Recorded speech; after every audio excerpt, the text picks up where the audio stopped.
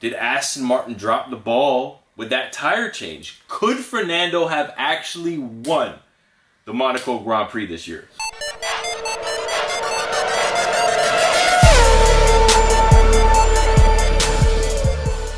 So Fernando Alonso continues his streak of podiums this year. He's 5 for 6, edged up to P2 this week. The conversation today, though, one day after the Monaco Grand Prix, is did Aston Martin drop the ball with that tire change? Could Fernando have actually won the Monaco Grand Prix this year? He had a way better chance of winning that race if they didn't put the slicks on it. I don't understand why they did that. Right. Like, everyone else was coming in being like, we need rains, we need something, we need inters. Everyone's complaining about it, and then they come in, and I'm like, wow, they pounced on it. They jumped early. Right. I was like, this is great. They're going to be on inters. They'll be able to close that gap on racks a little bit. And then they came out with mediums. It was like, so what was the point of that? Yeah, so there's a couple things here. In regards to Aston Martin, I thought they got it right off the hop. Yeah. When they went hards. Yes. So their strategy was a one-stopper, just like everybody else, but it was to go deep into the race. And hopefully Max's dag on the tire would provide some sort of spice near the end. The rain comes in a couple sectors. Yeah. And it's not enough rain to where you need to go to something right away. As we saw, the drivers were kind of tiptoeing around it. And Fernando actually, I think, did the best job of just keeping it alive, keeping it on track. And he really did have the opportunity to switch to the inter and really turn it on. Yeah. But they went for a slick. And then they came back in. Right away. Went for an inter. And then he was struggling with the inter because he couldn't fire the tire up to get the temperature in it. You know what I mean? Yeah. It's just one of those situations where I would have thought, because they listened to Fernando so much, I would have thought Fernando would have been like, hey man, we need inters. Right. I didn't hear the radio conversation between the team and Fernando, but it surprised me when that happened. He didn't exactly say we need the inters right now, but they were saying, you're coming in, you're going to go on slicks, and he was kind of like, you sure? Yeah. Yeah. And because it was tricky, though. That's the thing. It was only speckling here and speckling there, and then the rest. By that point, by the bridge and everything, going into the bridge was soaked, and the chicane at the end, that was soaked. But then coming down the main straight, it was dry. It was dry. Yeah, so it's weird. At that point, Alonso should be like, no man, inters. Like, we should be going inters. Like, when they were on the front half of the track, it was like, okay, it's all right. But like the second half of the track, guys couldn't drive straight, let alone make a corner. Like, people were literally crawling. Guys were bouncing off each other, bouncing off the guardrail just to make the car turn. It was a pinball machine. It did look like a pinball machine. It was crazy. And the fact that someone that experienced just didn't overpower his team when he's known for doing that, to overpower his team. Right. Why didn't he just say, guys, I need inters? Right. And on the flip side of things, Lance Stroll was just nowhere. Ultimately just didn't finish the race. Had a bad qualifying, and then just a tough and then he just drove into the barrier on the first lap a couple times, drove into a couple people, and I think the car just couldn't take it anymore. And like when it rained, he turned into that corner, and the car just kept going straight. He hit the barrier, knocked off the wing, and then something happened with like anti-stall. Yeah, something. It was actually a bit of a mystery why when I saw him walking, beside the yachts there, I was like, what happened? He really got the end of that because he hit the barrier.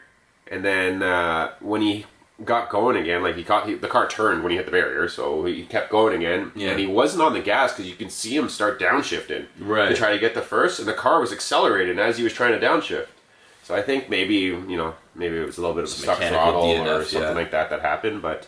Yeah, he had a rough go for sure. Yeah, big disparity between the two drivers. Hopefully they can get it back together because Mercedes now nipping at their heels in terms of constructors. But one last thing with Aston Martin, the big announcement this week in 2026, Honda returning to the grid as a work supplier for Aston Martin. As Honda, this is great. This is scary. Yeah. This is scary. if you're Mercedes, Ferrari, Red Bull for sure. Yeah. Because you know the quality of getting a works engine. Especially a Honda Works, this is scary for them. Yeah. And we've said it a million times before. We're Canada's F1 show. A lot of people don't like whatever. Listen, Big Stroll is not here to play. No, he isn't. Lawrence Stroll is not here to play. Yeah. He sees the best. He dangles the money. He gets the best. And I'm a little bit surprised at the performance thus far from Fernando. But the caliber of the Aston Martin this year took everybody. I mean, we're 6 races, and everybody's going, we didn't expect this. No. We expected a leap, but we didn't expect this. And, you know... Now with the Honda? Yeah. With the Honda engine? You look at Stroll, though. He's very, very, very business-oriented. Like, that guy is... Big Stroll. Yeah, Big Stroll. Yeah, He's one of the I guess he's one of the best businessmen around the world. I guess 100%. 100%. There's right? no question about it. And you know, and when you look at all the decisions he's made with the Aston Martin team since he's bought it, it's just accelerated that team forward. They're top tier business decisions. Exactly. And there's no expense being spared. And the fact that he signed the Honda deal with Honda really is powering Red Bull right now. If you really look at it. Yeah. You know, when he sees what works and he does whatever it takes to do the proper things. Right. And he's a proper businessman and he is doing what he needs to do to make that team win. And like I said before about Zach Brown, he's a great businessman, but he's not a good team principal. Right. Where, you know, you look at someone like Stroll, he just does his business like he's supposed to be doing. Mm-hmm. He does his deals like he does, and he stays away from the on-track stuff. But he's also an alpha dog. Like, I was most interested when they signed Fernando Alonso to see if there would be a blow-up. Yeah. But the way it looks right now I think it's just respect. That's exactly it. And you respect the alpha dog. And Fernando's a little bit more mature than he was back in the day when they were, having the issues with Ron Dennis and all of that. But this is great for Formula One. Yeah. This is scary for the top 3. Yeah. The big 3 is going to be big 4. And if you thought that you could just kind of ride off with the name Ferrari or the past hybrid dominance of Mercedes, no. There are certain guys and they're coming with their ball and they're here to play, and Lawrence Stroll is one of them. And as Canada's F1 show, I got to be honest, I hope it really happens. I hope that we're talking about, Lawrence in a bright light, as well as Lance, but mostly Lawrence, because he's an outsider. He's Canadian, man. He took everyone by surprise with how well he's done. Absolutely. Like he's people just thought he was a businessman that was a billionaire that, all right, whatever, he's made his money and now he's just playing with F1. And no, he is making this a business. Like, he is making money with this team. Like, he is making Aston Martin. There was, like, I was reading an article a little while ago and they were talking about how Aston Martin's sales has turned around since they've become the pace car of Formula 1. Because he owns Aston Martin. Yeah.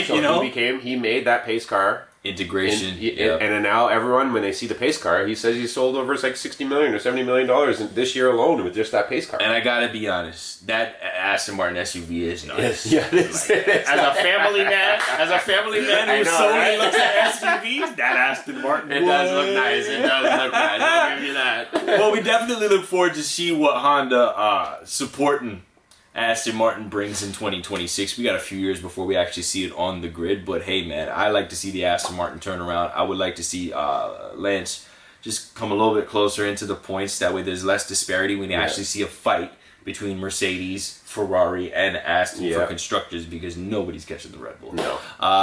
It's another race weekend, Canada's F1 show. Drop a comment below. Let us know what you think about Aston Martin, about Fernando. Could he have won the race in Monaco? What's Big Stroll doing besides dominating the business side of Formula One? All these questions, so many questions. Drop some answers below. For Darryl Timmers, it's Dames, and this has been another race weekend.